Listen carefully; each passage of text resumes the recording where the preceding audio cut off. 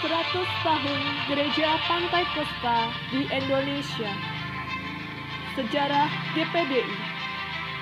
Di Bethel Temple Meeting, tepi Green Lake, Seattle, Washington, Amerika Serikat, sebuah gereja yang didirikan oleh William Henry Osler, ada dua hamba Tuhan yang bernama Richard Van Cleveland dan Cornelius E. Groesbeck mendapat panggilan untuk pergi memberitakan Injil ke Nederland Oost-Indie yang sekarang Indonesia. Disertai dengan tanda heran, Tuhan menyediakan kebutuhan pendanaan untuk melaksanakan misi penginjilan di Indonesia. Dan tepatnya tanggal 4 Januari 1921, mereka berangkat dari Amerika menuju Indonesia dengan kapal laut Suamaru, melalui jurusan Yokohama, Osaka, ke Hong Kong, lalu ke Batavia. Menempuh perjalanan kurang lebih 2 bulan, pada bulan Maret 1921, mereka tiba di Batavia atau Jakarta, lalu melanjutkan perjalanan ke Bali, melalui Mojokerto, Surabaya, Banyuwangi, dengan menumpang kapal Van Humboldt. Mereka sampai ke Pulau Dewata. Pekabaran Injil hanya berjalan selama 21 bulan dikarenakan kekhawatiran dari pemerintah Belanda bahwa pekabaran Injil akan merusak kebudayaan Bali yang terkenal ke mancanegara. Pada bulan Desember 1922, mereka akhirnya meninggalkan Bali menuju Surabaya.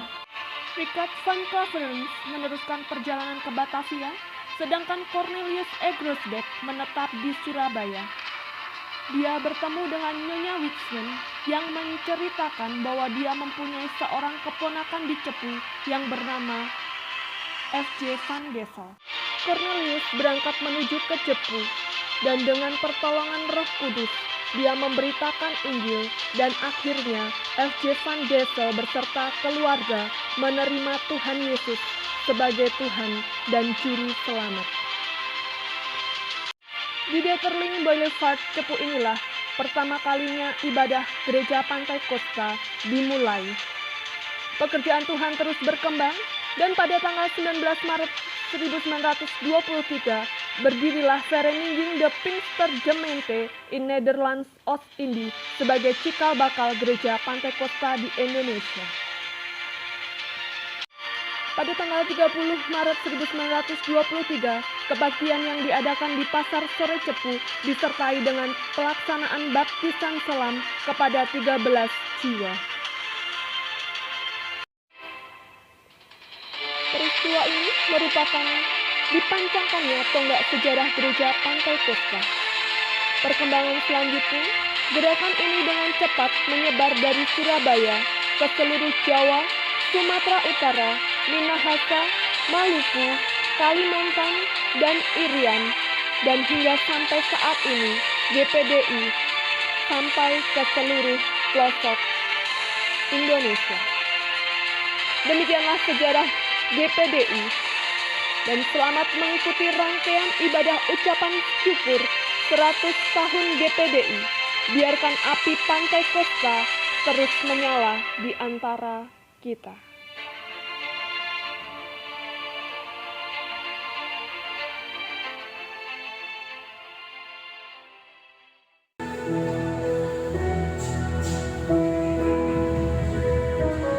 Shalom saudaraku.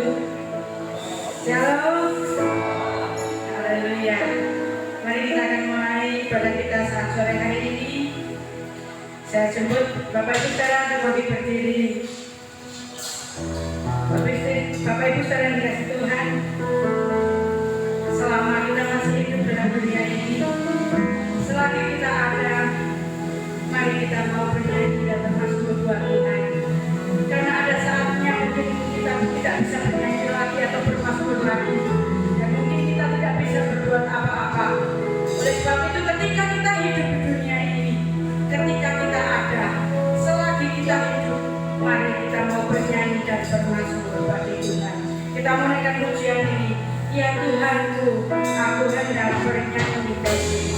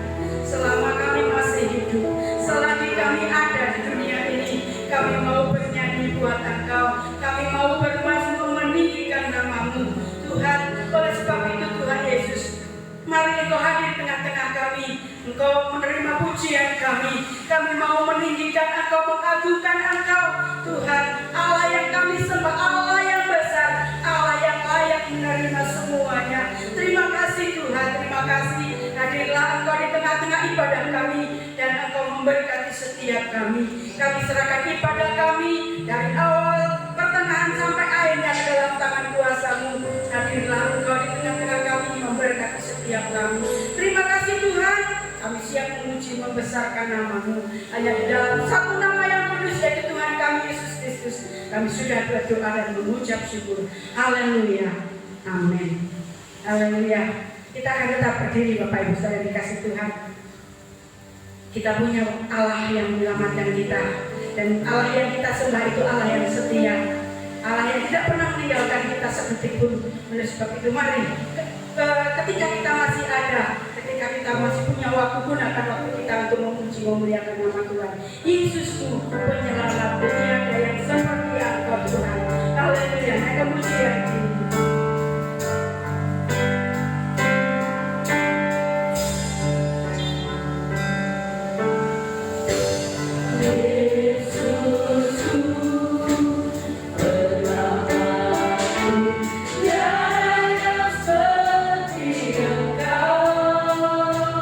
Setiap hari ku memuji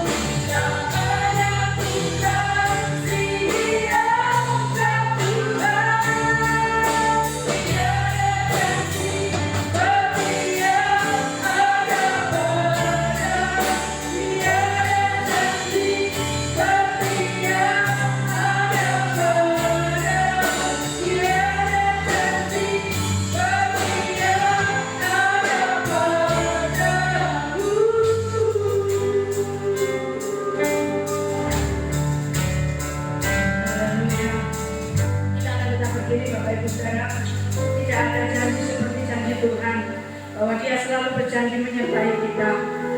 Kalau kita tahu mungkin sobat di dunia ini seringkali meninggalkan kita, atau bisa orang tua yang kita kasihi pun bisa meninggalkan kita.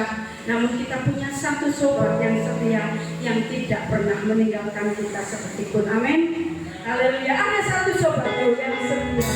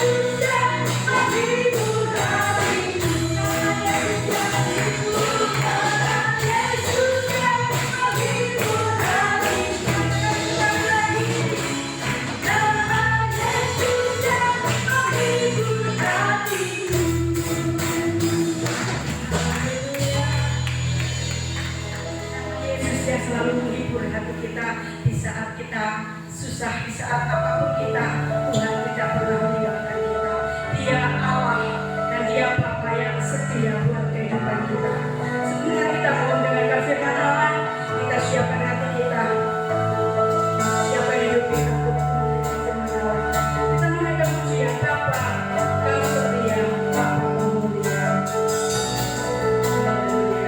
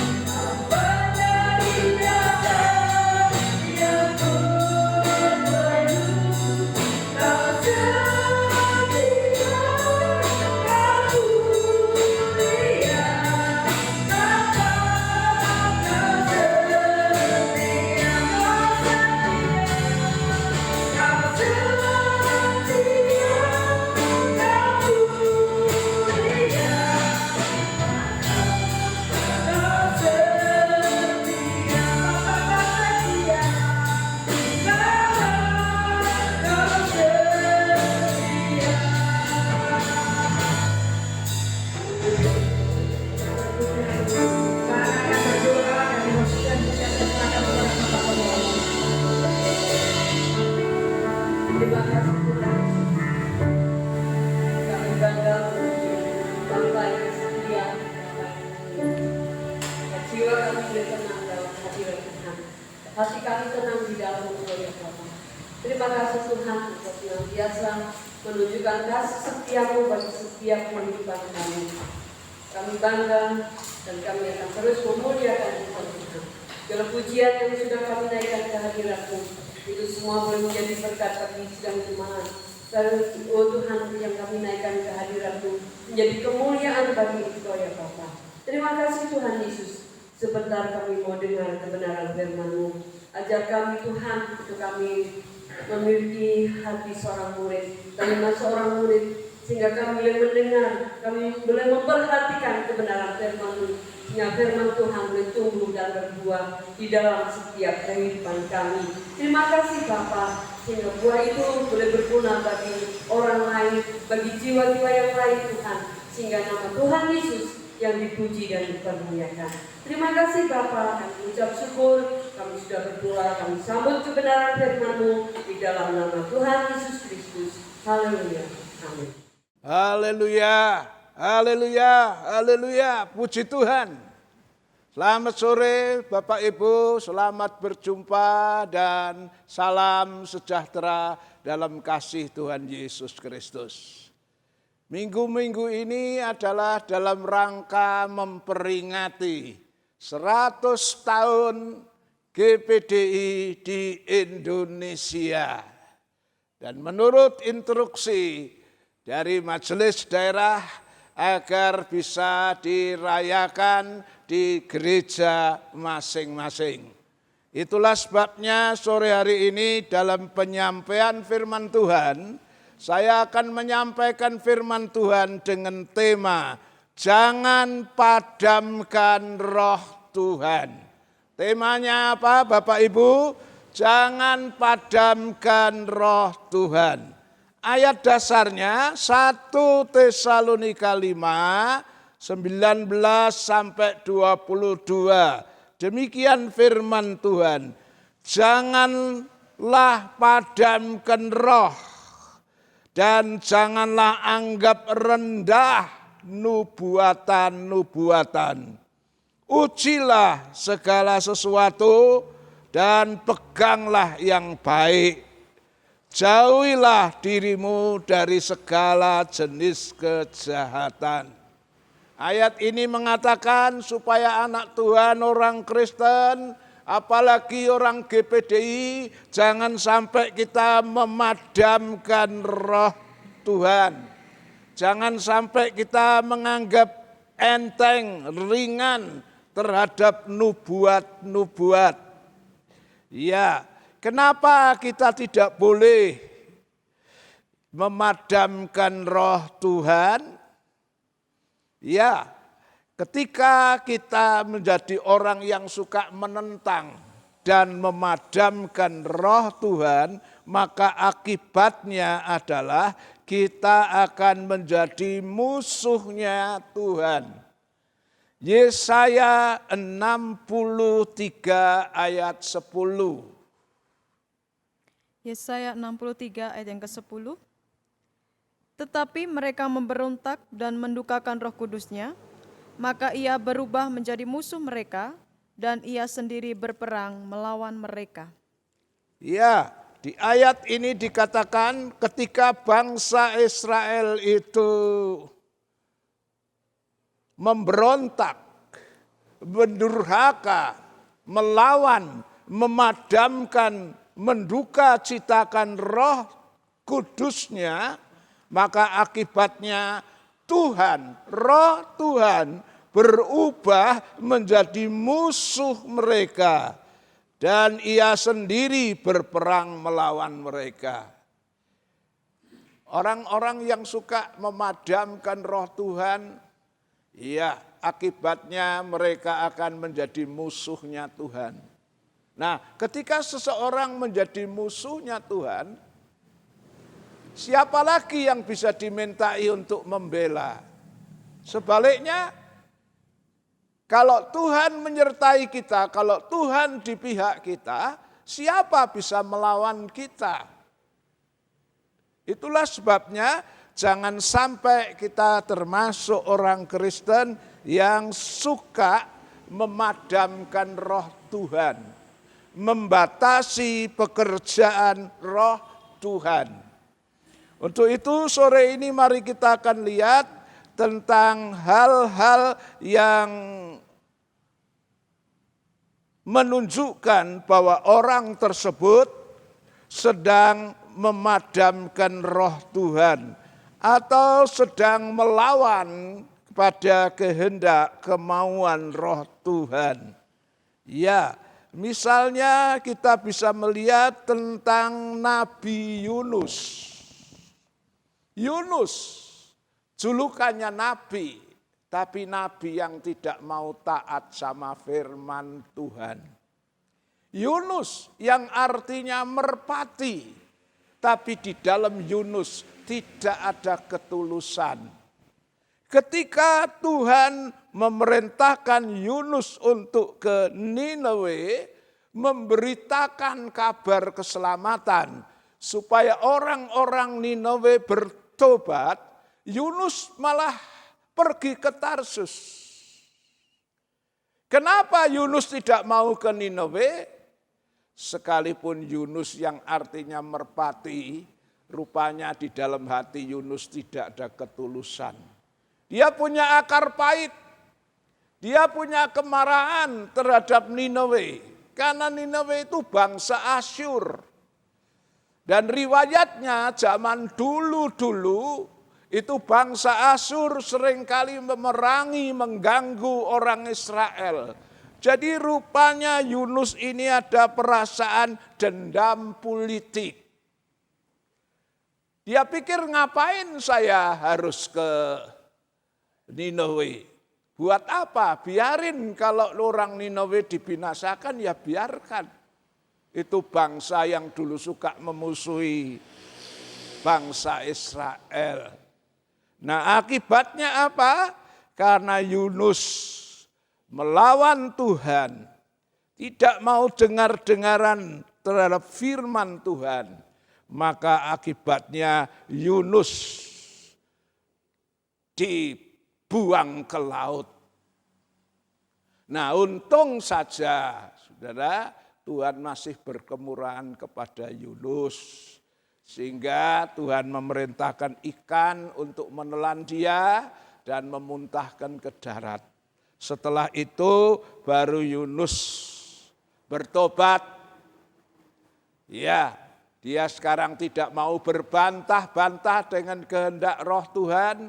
Dia berangkat ke Ninawe dan penginjilannya berhasil.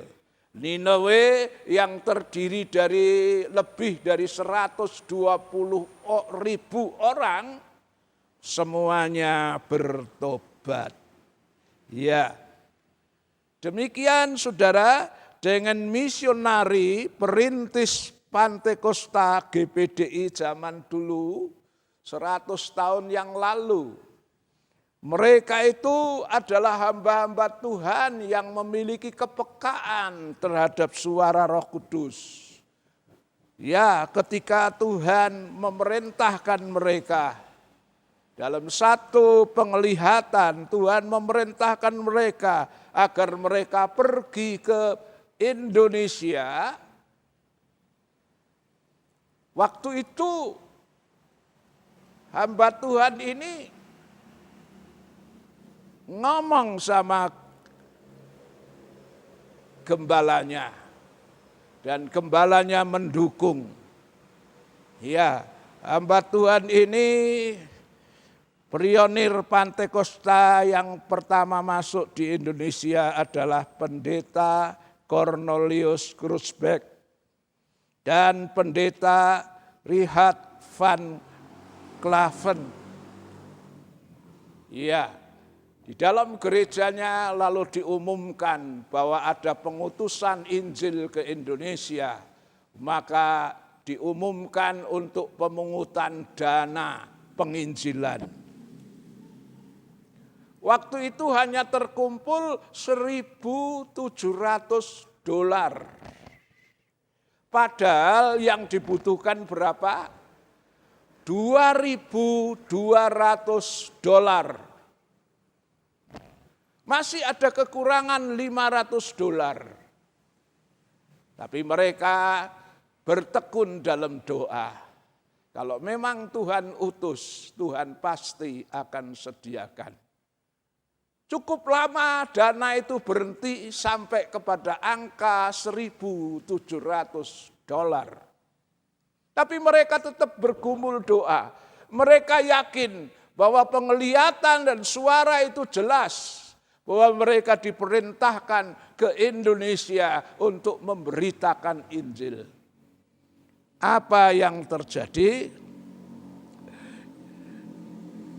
Yang terjadi adalah dalam waktu tidak lama ada seorang gadis, seorang anak Tuhan yang menderita sakit tumor. Dan keputusan dokter harus dioperasi. Kalau dioperasi biayanya berapa? Sudah ditanyakan, biayanya adalah $500.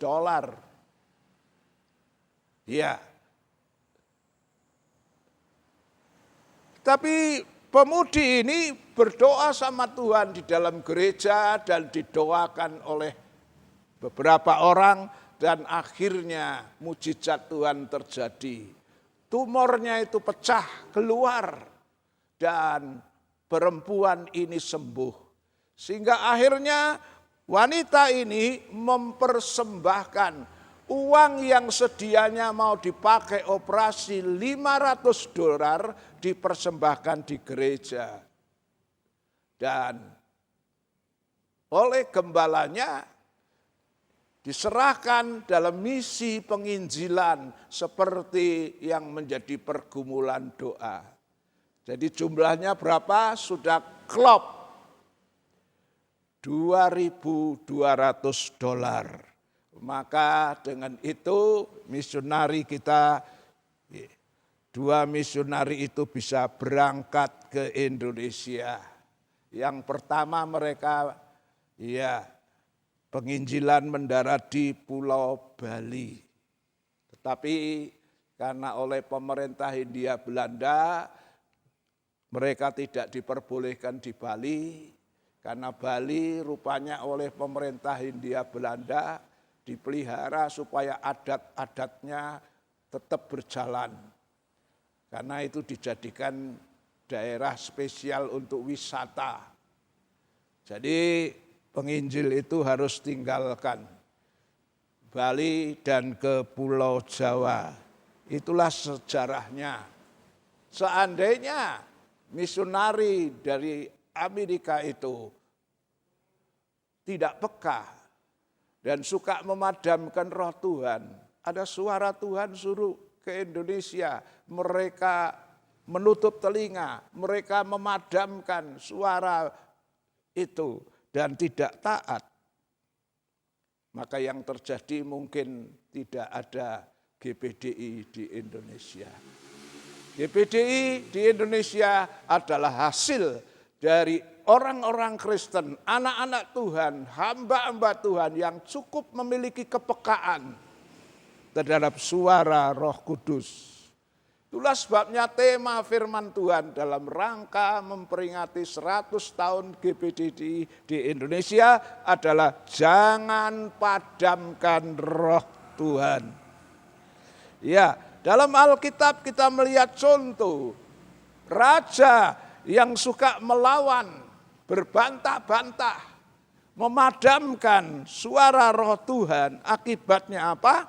Keluaran pasal 5 ayat 1 sampai 8.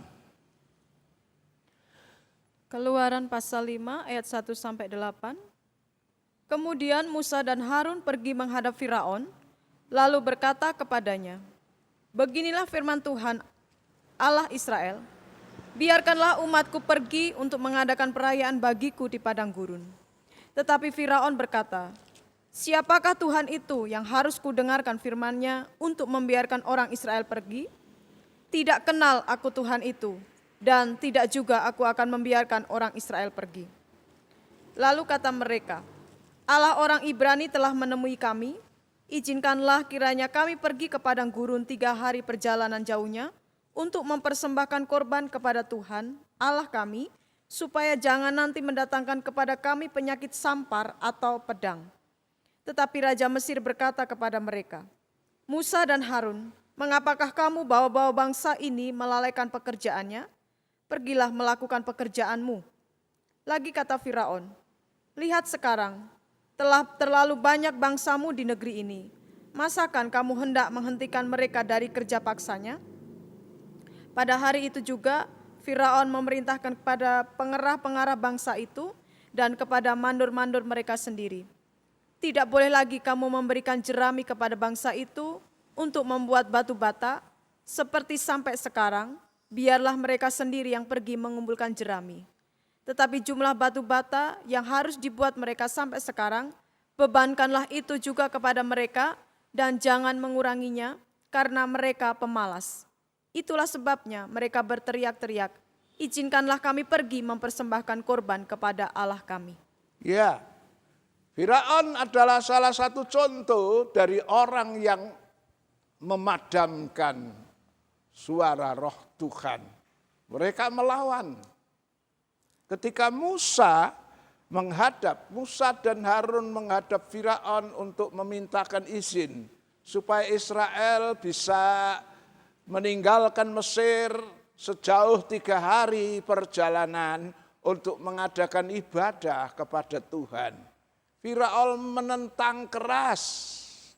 Firaun tidak percaya, Firaun membantah, Firaun mengatakan, "Siapakah Tuhan yang harus kudengar firman-Nya untuk membiarkan orang Israel pergi? Aku tidak kenal Tuhanmu itu dan aku tidak akan membiarkan orang Israel pergi." Inilah salah satu contoh orang yang memadamkan roh Tuhan. Tuhan memerintahkan supaya Israel pergi. Firaun menentang. "Siapa Tuhanmu? Aku tidak kenal, aku tidak mau taat, aku tidak mau nurut." Justru setelah itu malah orang Israel pekerjaannya diperberat.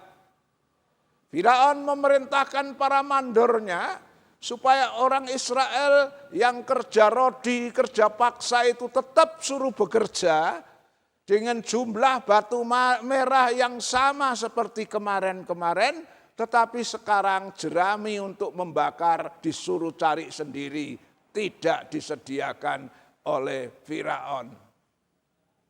Inilah tanda-tanda dari orang yang melawan. Tanda-tanda orang yang tidak percaya dan memadamkan suara roh Tuhan.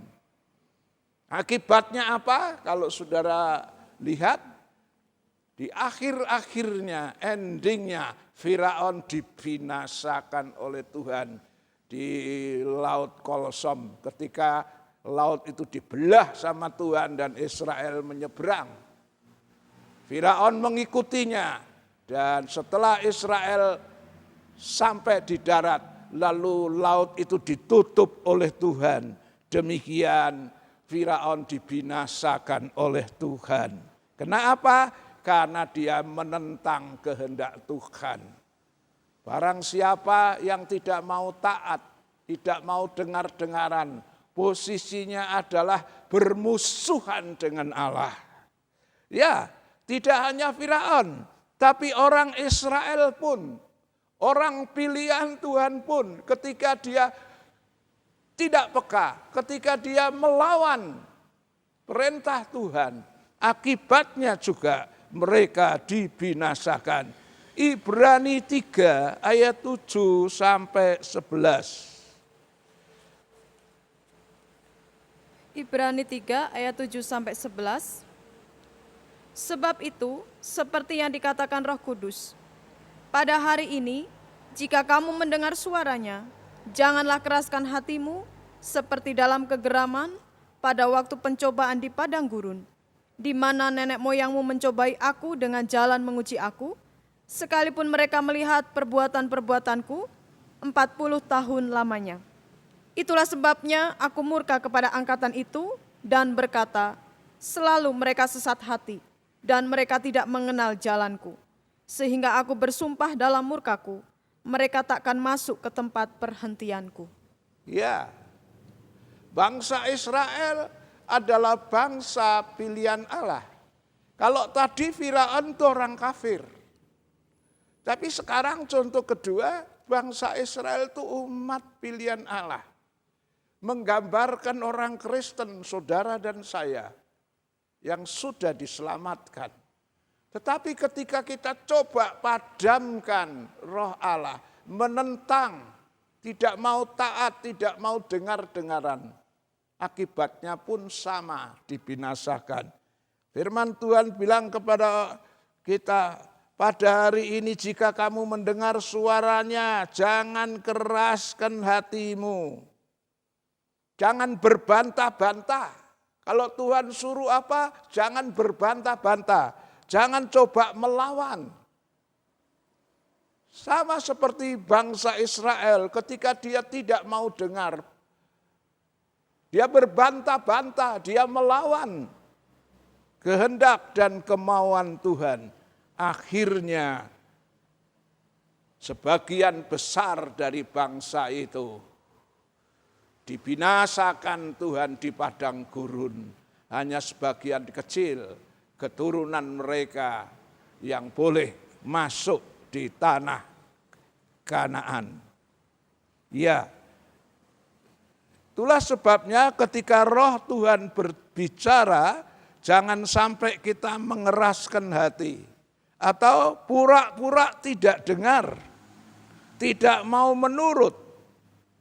Akhirnya ketika kita menjadi orang yang suka memadamkan roh Tuhan dengan cara ketika Tuhan berfirman, kita pura-pura tidak dengar, kita tidak mau menurut, kita mengeraskan hati.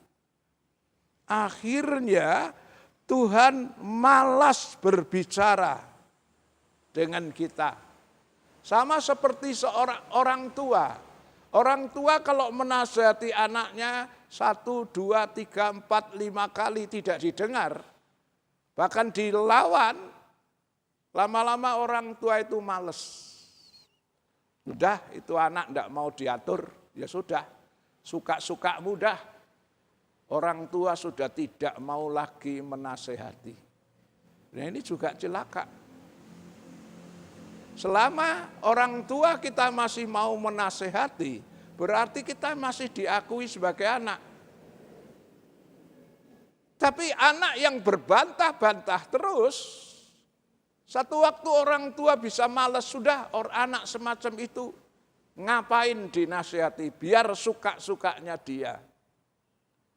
Nah ini celaka. Ya, di dalam kehidupan bangsa Israel, zaman Imam Eli, ya karena seringkali Tuhan berbicara, seringkali Tuhan menasehati, tetapi tidak diturut, maka zaman Imam Eli kita melihat, waktu itu dicatat oleh 1 Samuel 3 ayat 1. Coba dibacakan bagaimana bunyi 1 Samuel 3 ayat 1. 1 Samuel 3 ayat 1. Samuel yang muda itu menjadi pelayan Tuhan di bawah pengawasan Eli. Pada masa itu firman Tuhan jarang, penglihatan pun tidak sering. Ya, di ayat itu dikatakan bahwa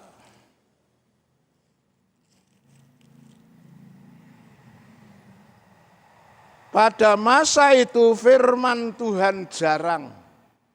Seolah-olah Tuhan sudah males ngomong. Percuma ngomong dibantah, didebat, tidak dituruti. Sehingga Tuhan males lagi ngomong. Pada masa itu firman Tuhan jarang sekali firman Tuhan terdengar. Penglihatan pun tidak sering. Mungkin sebelumnya Allah sering menampakkan diri dalam penglihatan, tapi Israel tidak mau dengar-dengar dan tidak mau menurut. Nah, ini juga merupakan salah satu bukti kita sedang memadamkan roh Tuhan.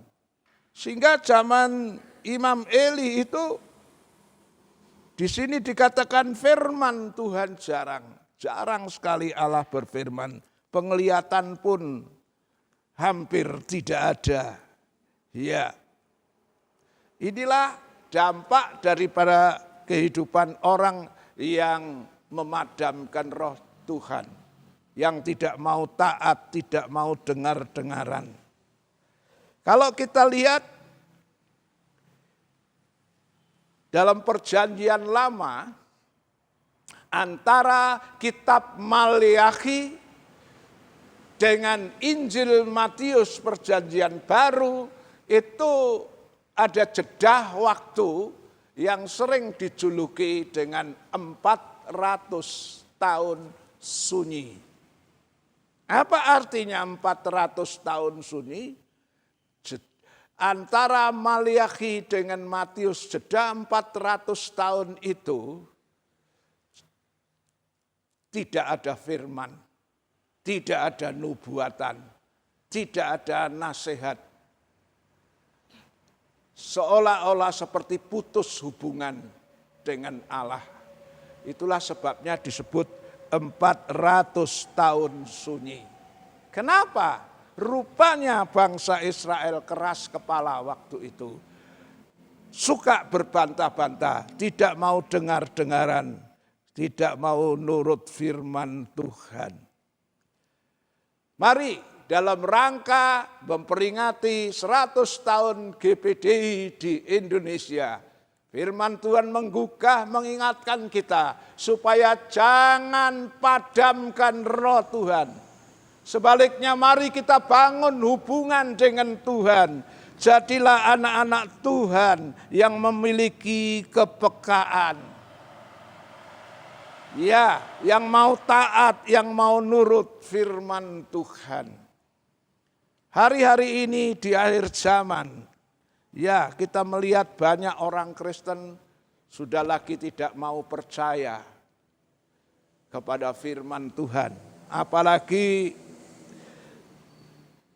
dalam golongan teologi liberal, ya mereka adalah golongan teologi yang tidak percaya adanya mujizat.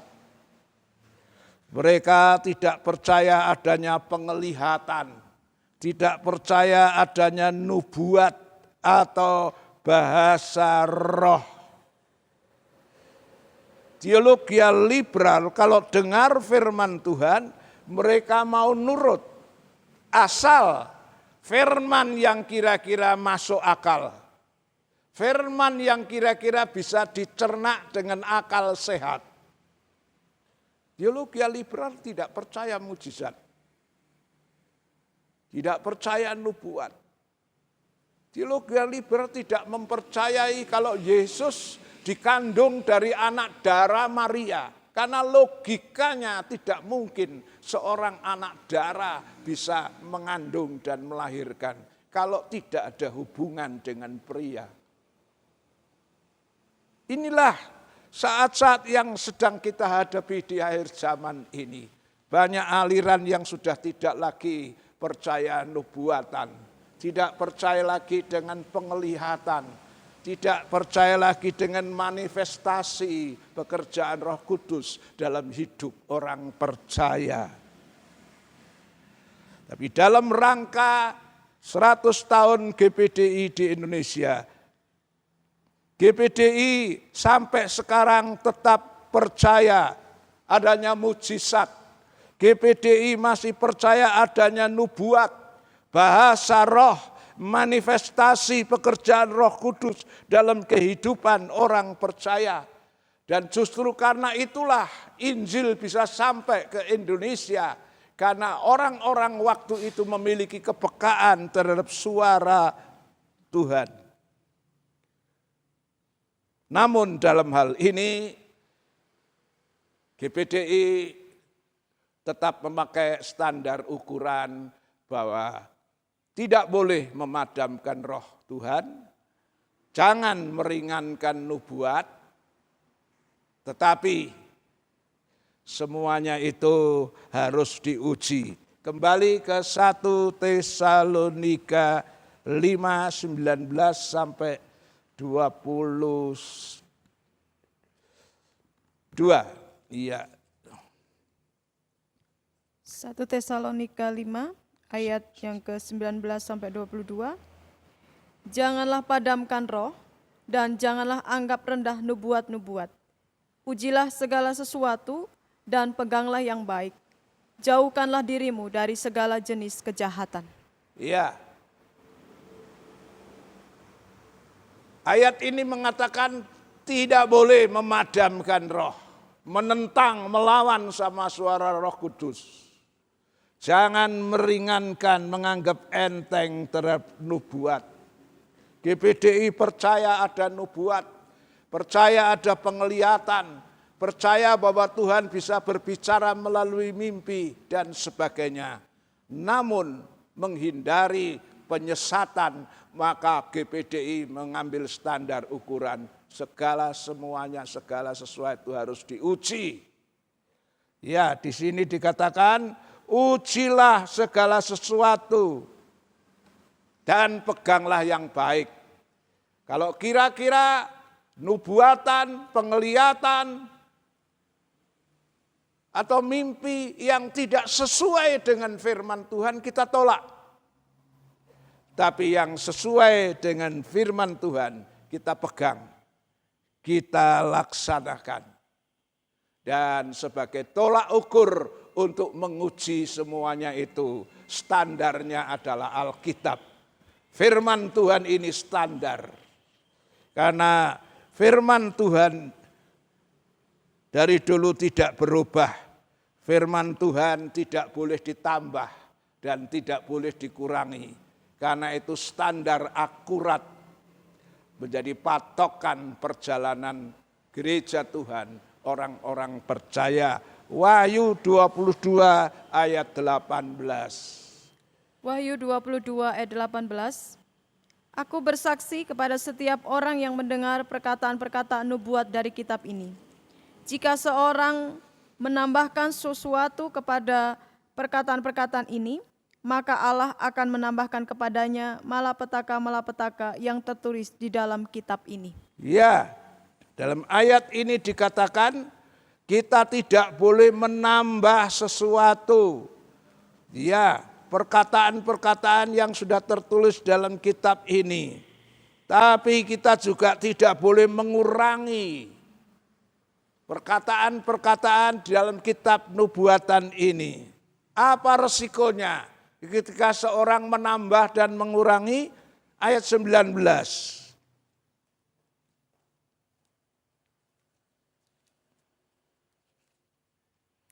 Ayat 19.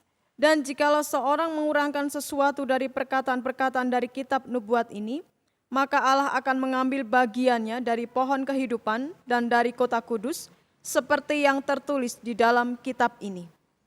Ya, seorang yang menambahi, dia akan ditambahi dengan murka dari Tuhan.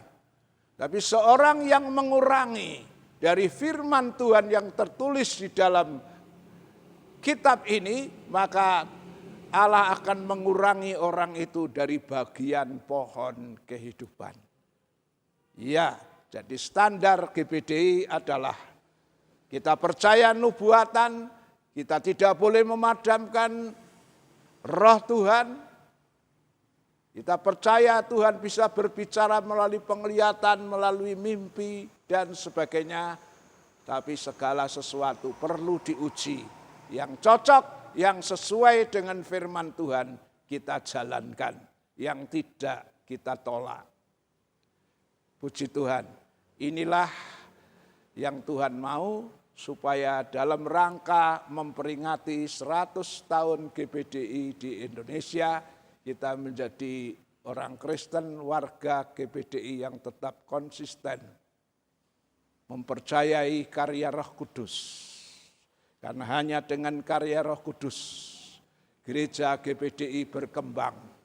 Ya, sampai ke pelosok-pelosok. Sekarang sudah umat GPDI sudah jutaan jiwa. Ya, ini hanya melalui pekerjaan penginjilan dari seseorang, dari 2 orang yang dari Amerika itu. Ya, mereka taat dan nuruti firman, sehingga terjadi ledakan yang sampai sekarang ini.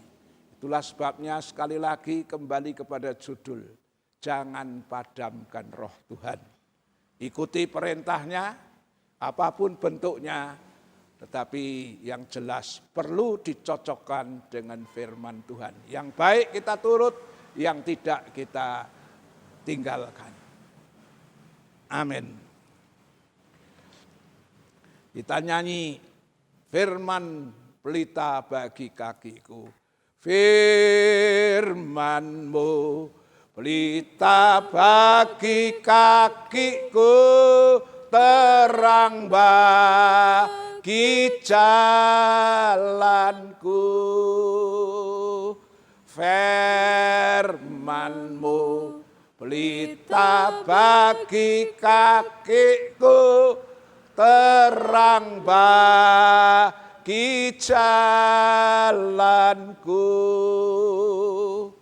Waktuku bimbang dan hilang jalanku, tetaplah Kau di sisiku, dan takkan ku takut karena Kau dekatku, bersertaku selamanya. Oh,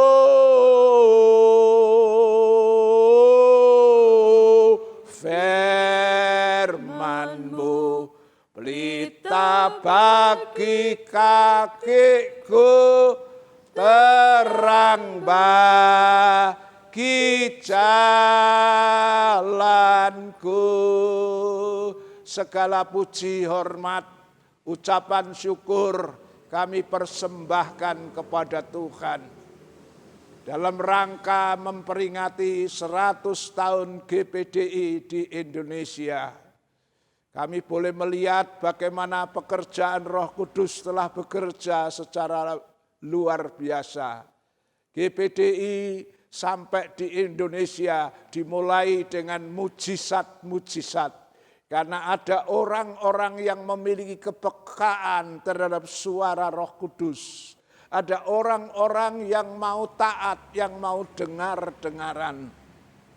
Sekalipun dalam perjalanan mengikuti kehendak Tuhan, tidak sedikit kendala-kendala yang mereka alami. Pertama, mulai dari rencana pemberangkatan. Masih ada kekurangan dana, mereka bergumul dalam doa, belum juga ada jawaban. Tapi akhirnya toh melalui mujizat, kesembuhan seorang wanita yang disembuhkan dari tumornya, dioperasi oleh tangan Tuhan sendiri, terkumpullah dana itu. Dan misionari itu sampai di Bali menginjil beberapa saat, dan akhirnya mereka dipaksa keluar dari Bali. Dan akhirnya mereka ke Pulau Jawa. Dan dari sinilah terus berkembang penginjilan sampai di seluruh pelosok Nusantara. Itu semua membuktikan karena ada misionari hamba-hamba Tuhan yang memiliki kepekaan, yang mau dengar-dengaran dan tidak suka memadamkan suara Roh Tuhan. Melalui nasihat firman Tuhan mengingatkan kami sebagai warga GPDI, kami tetap konsisten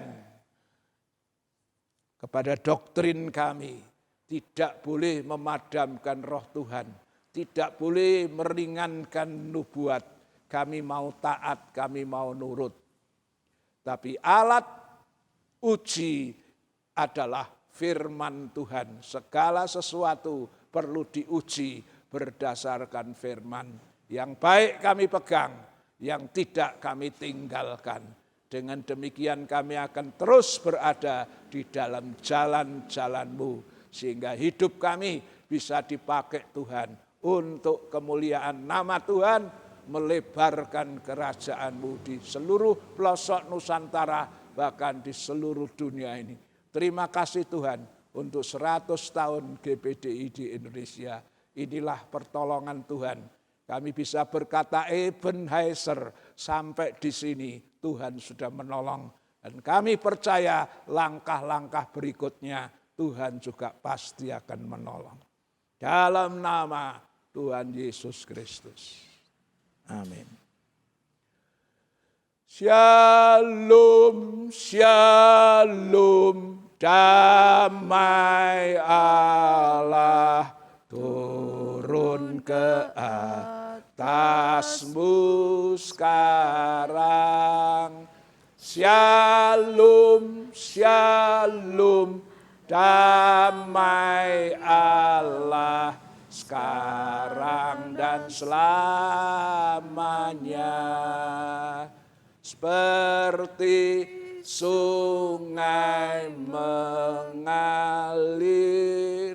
lembut gemercik, seperti burung merpati, damai surgawi.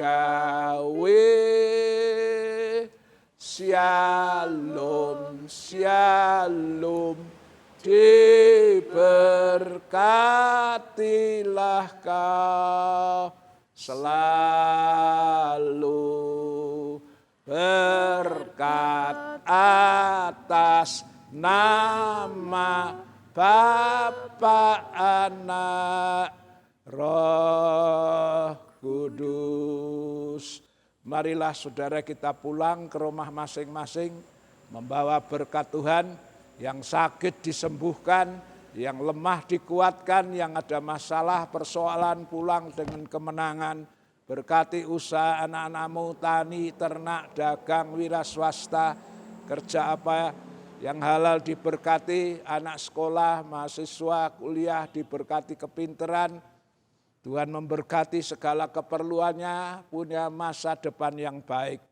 Segala pengorbanan anak-anakmu, tatangan, sukarela, perpuluhan, kembalikan lipat ganda sesuai janji firman-Mu. Pulanglah dan bawalah berkat dari Allah Bapa, kasih sayang dari Tuhan Yesus, persekutuan Allah Roh Kudus, menyertai saudara dan saya saat ini sampai Maranatha, Tuhan Yesus datang kembali. Haleluya, amin.